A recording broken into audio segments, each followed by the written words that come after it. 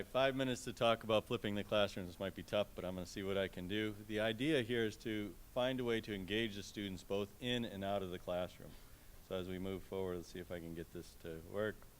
You know, when people talk to me about flipping the classroom, a lot of people have no idea what flipping the classroom is. And the first thing about flipping the classroom, or the main thing about it, is moving the bulk of the content delivery from the classroom to outside of the classroom, so that you free up that classroom time, that face-to-face time with the professor, to do things other than just deliver content. So that's the whole idea here. So when we're talking about flipping the classroom, that's what we're talking about. So, and the goals behind that are to enhance student learning and to prepare students for an engaging classroom environment. So that's the idea as we move forward. Some of the perceived challenges that I hear all the time from faculty about being able to provide an engaging classroom environment are students don't come to class prepared.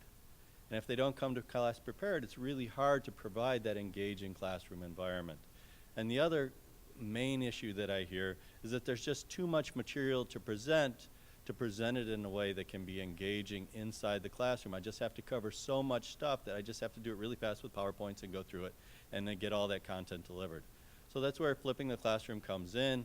It brings that content delivery out of the classroom so you can spend that classroom time in engaging students. The key then becomes in how do we get students to come to class prepared? So that both sides of that, it's teaching and learning in the flipped classroom is a shared responsibility. On the professor's side, providing a structured, and that's the key, a structured learning environment outside of the classroom to where students know exactly what they have to do to prepare. And I'll talk a little bit about that, but I'm not sure how deep I can get into that in 5 minutes. And then part of that is provide, and then the other half of that is in the classroom now you have time to provide practical, professional, or personal relevance to the information inside the classroom that they're learning. And that's what I really enjoy doing in the classroom, is provide relevance to everything that we're learning. And that'll come up again. And then on the student side, obviously students have to come to class prepared. They need to complete the activities of learning, the learning objectives outside of the classroom. And then in the classroom, they need to be punctual, they need to be attentive, focused, present, interactive, cooperative, and ask questions in the classroom. And most of you are probably thinking, yeah, how am I going to get that to happen? Interestingly enough, I've been using this technique for years, and students, once they buy in, they do participate, and actually presented some data on that earlier, but I don't have the time to present the data today. But going back to providing a structured learning environment outside of the classroom, you know, part of that is just assign readings, exactly what they need to read. And then associated, you know, and this is the perfect environment to talk about some of these associated electronic medias. You know, faculty say to me, well, what do I do with all of these PowerPoints that I have developed already? And I said, well, you could do voiceover PowerPoints and put those online outside of the classroom so students can get that before they come in. You can have little video tutorials, you can have video clips, you can have discussion boards, you can have all those things going on outside of the classroom. Accompanying homework assignments that I usually accompany the reading with, they're open-ended questions structured around the learning objectives, online quiz for self-assessment of learning objectives, and all this is done before they come to class, so they come to class knowing what they don't know. Here's the chapter, this is what you were supposed to know, here's a quiz, an assessment of that knowledge. Come to class knowing, and then we can spend that time on the important things, the hard concepts that students have a hard time getting out of the chapter.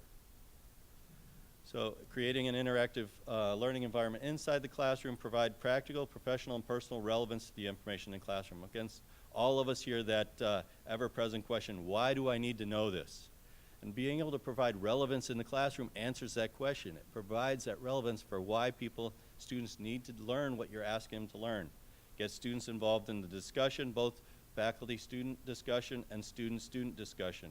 And then small group activities in the classroom where it's peer-to-peer instruction. Student buy-in, again, you have to give, for students to buy in, there has to be value. And students see value as, how is this going to affect my grade?